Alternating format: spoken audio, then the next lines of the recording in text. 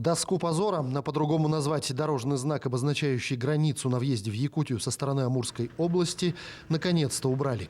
Его сменила стела, символизирующая богатые культурные традиции якутян и их любовь к родному краю.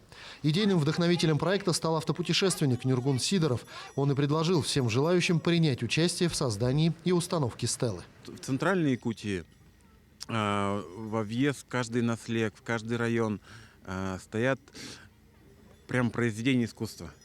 Да? У нас даже идет такое соревнование, у кого краше. Да?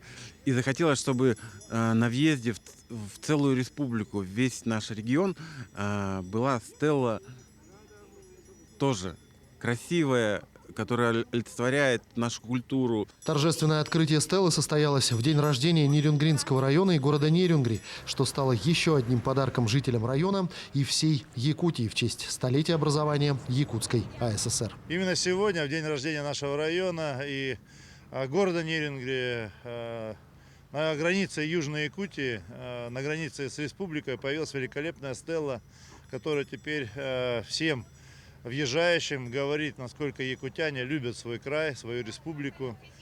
Я считаю, прекрасное, абсолютно культурное такое архитектурное сооружение, которое будет таким неким местом притяжения. Теперь наша общая задача максимально сделать так, чтобы это место было комфортным и соблюдалось в чистоте, чтобы всем въезжающим в нашу республику было комфортно здесь отдохнуть и полюбоваться прекрасными видами Нерюнгринского района.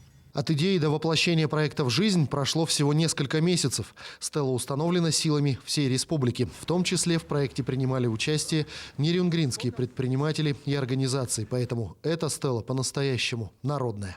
Сегодняшнее, скажем, строительство, сегодняшнее открытие – это первый этап того, что мы поставили сейчас саму стелу и стенды с народными нашими спонсорами. В следующем году, уже когда потеплеет, планируем второй этап, соответственно, будем здесь благоустраивать, будем уже ставить уже мафы, где можно люди, могут люди здесь посидеть, там, соответственно, скажем, беседки, и, соответственно, как говорится, благоустройство там. Авторы проекта благодарят всех неравнодушных якутян за вклад в строительство народной стелы Саха-Сера-Якутия.